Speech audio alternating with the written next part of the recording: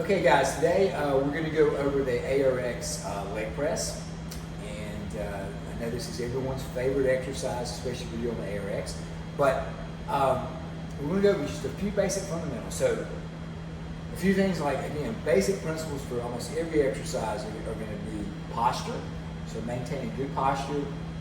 This is especially important on the leg press, maintaining a nice tall spine, chest up, and then head in a neutral position. So Larry is in a good position here.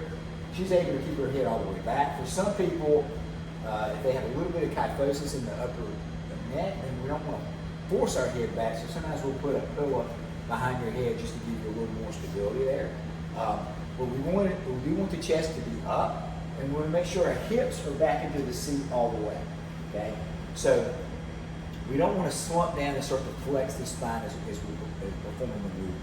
Okay, and then of course another basic fundamental is our breath, especially in the leg press, because that's where we're using the exercise that we're using the most amount of muscle. It's most metabolically demanding. It's potentially be the most metabolically demanding. So controlling our breath, not holding our breath is our main focus there. And then I'm going to have Larry perform 3 reps. I'm going to set it up first, and then her seat position is already set, but I'm just going to go over a few things about the foot position also before we start, and then we'll begin the exercise.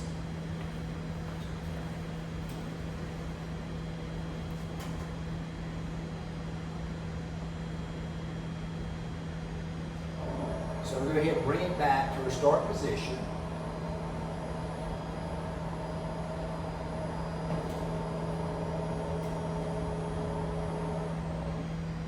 And if you notice here, what we aim for, okay, everybody's going to be a little different in terms of their mobility, but ultimately what we're trying to get is about a 90-degree angle of the knee, and good hip flexion is the start position, okay?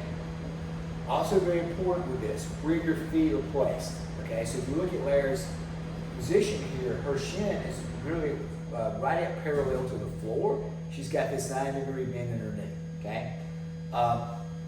If her feet are higher, you move her feet up a little bit, okay? Now she no longer has that angle, okay? So if she's too low, now she's going to have too much flexion in the knee, okay? So we want that 90-degree angle. So we try to set you up in that position.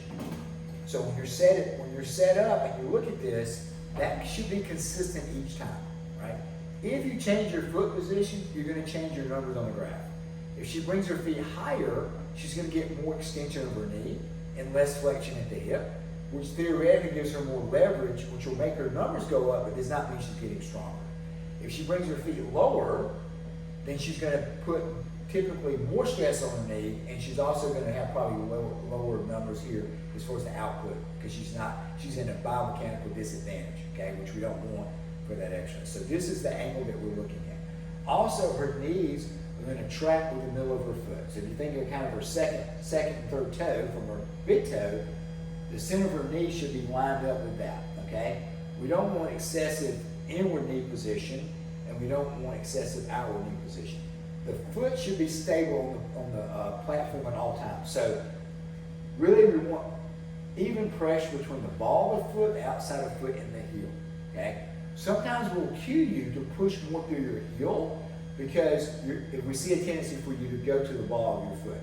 If you notice also, Larry has her shoes off. She's barefooted, okay? So we recommend either barefooted or with a flat shoe.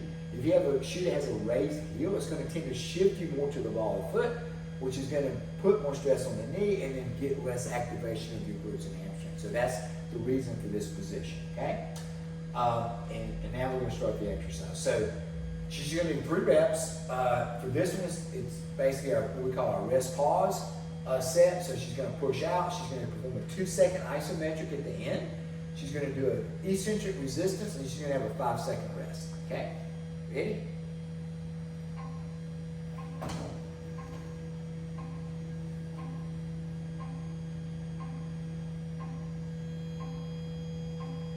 And again.